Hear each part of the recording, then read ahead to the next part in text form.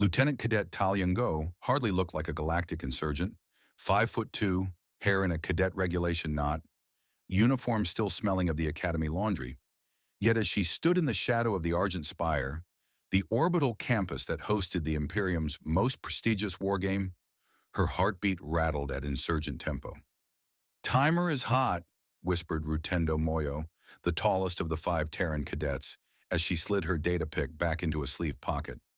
"We're patched into the Gauntlet's sandbox. They think we're a maintenance demon." "Demon, angel, whatever," Diego Ramos muttered. "Just tell me we can actually fly the pieces once the curtains go up." "We can," Rutendo promised, "but we only get one performance before security notices the stage props are missing." 40 decks above them, the Gauntlet control atrium glittered, alive with the color fields of 24 alien academies preparing for the decennial simulation. 10 years of modeled campaign compressed into real-time weeks. Humanity, latecomer to the Imperium, had been deemed unseasoned and relegated to spectator status. Talia had been there in the gallery 2 days ago, listening to snide Elrond's betting how long a Terran fleet would last, if Terrans were ever invited. Something inside her had tripped from patience to defiance. A midnight huddle in the cadet dorm, a scramble of code, favors, and stolen access tokens. And now the 5 of them were glass-skinned ghosts inside the Imperium's most jealously guarded software. Arjun Chandra, consummate diplomat, cleared his throat. "Quick reminder, this is academic treason, forever court-martial, possible memory scouring." Talia touched his elbow. "We finish fast, we finish flashy, and we make it too public for a quiet disappearance. Ready positions, officers." They bumped fists and filed into the deserted Sim Theater 4B. A velvet night of holographic emitters swallowed them. In an eye blink, the black was replaced by an armada, 3 light cruisers, a dozen stiletto escorts, logistics pods, drone clouds. The Green Rook scenario, reserved for second-round play, loomed across strategy manuals like an Everest. The simulation clock at the corner of each visor read, projected duration, 10 years, 2 months, 17 days. Real-time factor, 128, 640, elapsed, 000. Rutendo whistled. "Standard cadet team takes 8 weeks to clear the opening year." "We're not a standard team," Talia said. "Diego, fleet command. Shan, helm and gunnery. Ruti, systems and magic. Arjun, diplomacy. I'll float." Xian Yao cracked his knuckles inside haptic gloves. "Initiate? Hijack." Rutendo plunged her pick into the Sim's root console. Within seconds, the start signal that should have gone only to the Aloran Royal Academy lit up green for an unauthorized 6-seat Terran Cadet Corps. On the master board in the control atrium, some sleepy proctor was about to spill their tea. The simulation universe flickered, confirming them as sovereigns of the nascent Terran Frontier League. Then it began. Year 0, Month 1, Day 3.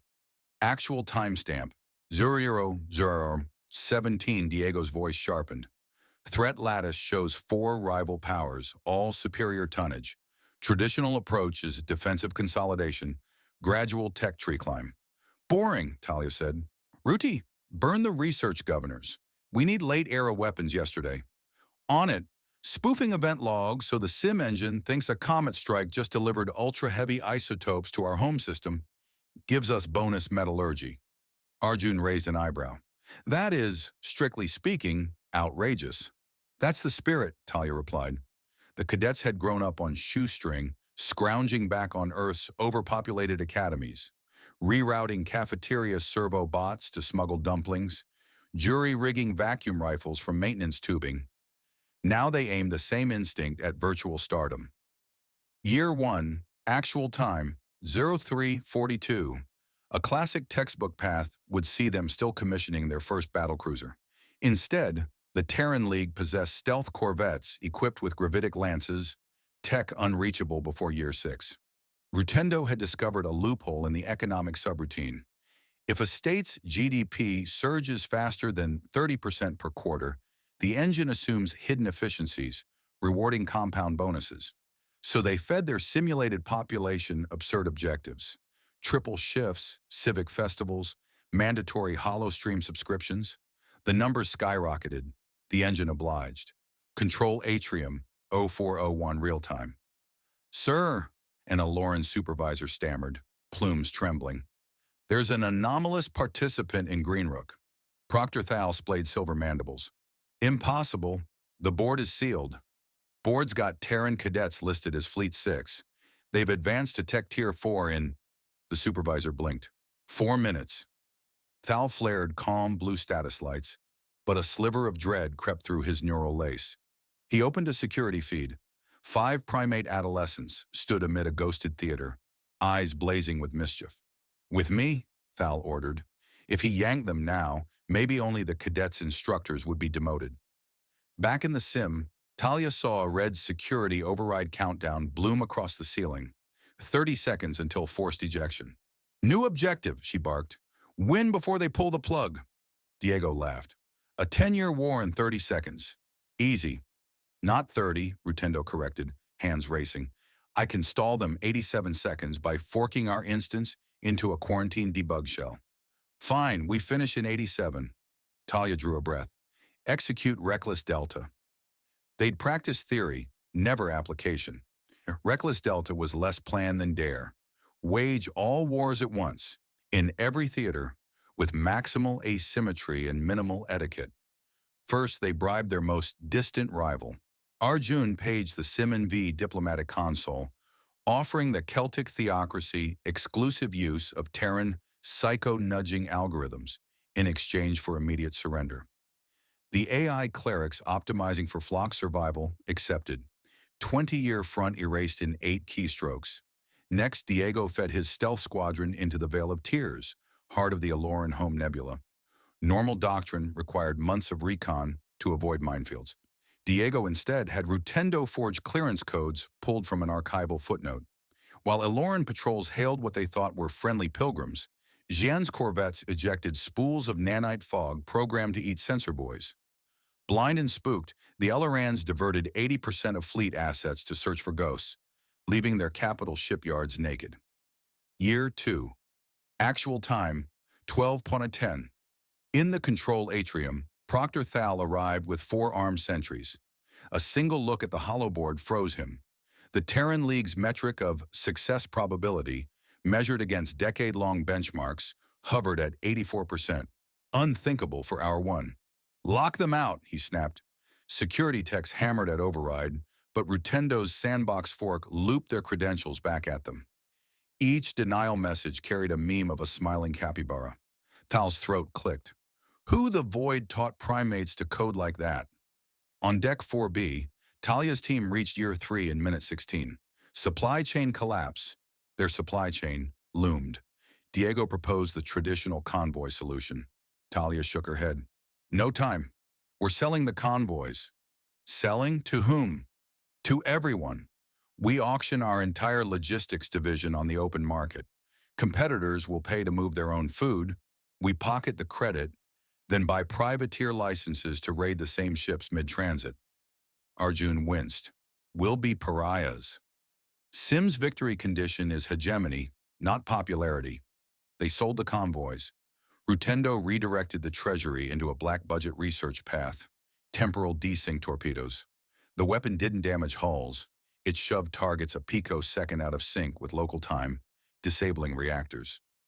Illegal in real war, but the Gauntlet's morality slider had not been updated since before humans joined.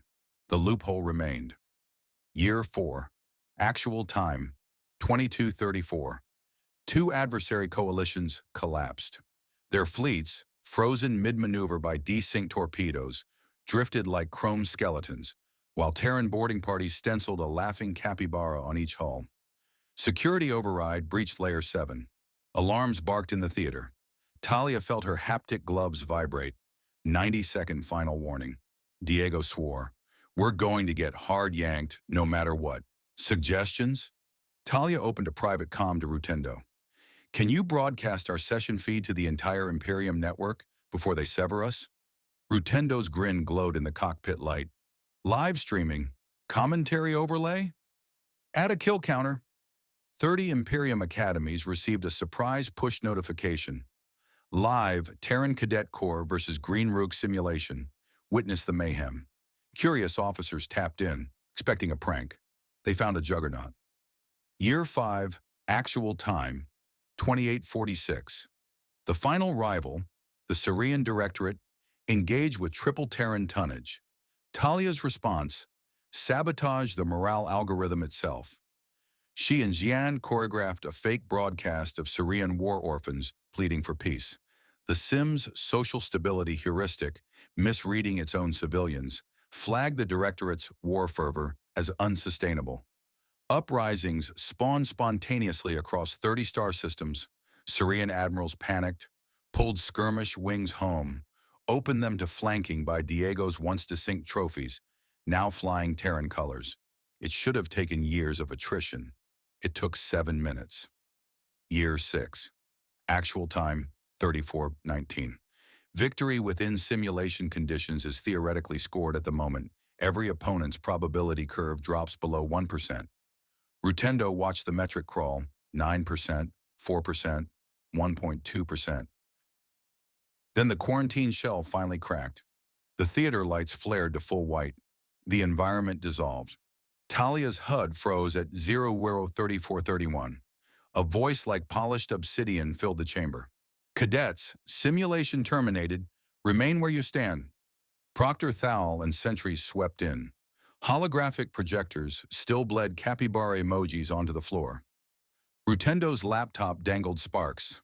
Thal spoke with the dignity of a judge delivering sentence. You are under arrest for unlawful access, vandalism, and reputational sabotage of the Imperial Gauntlet. Your actions have set back decades of tradition. Talia started to answer, but a different voice boomed through the station-wide PA, one they all recognized from induction broadcasts. Admiral Imperator Jess Terrell, Supreme Commander of the Gauntlet. Proctor Thal, hold. Bring the Terran cadets to the Grand Forum. Thal stiffened. Admiral, protocol is mine to dictate. 30 minutes later, under armed escort, the 5 Terrans marched into the Forum amphitheater. Every Academy flag ringed the arena. Thousands of officers peered from balconies.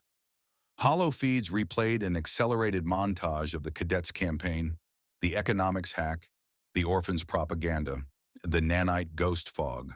A time marker branded every frame. Total simulation elapsed.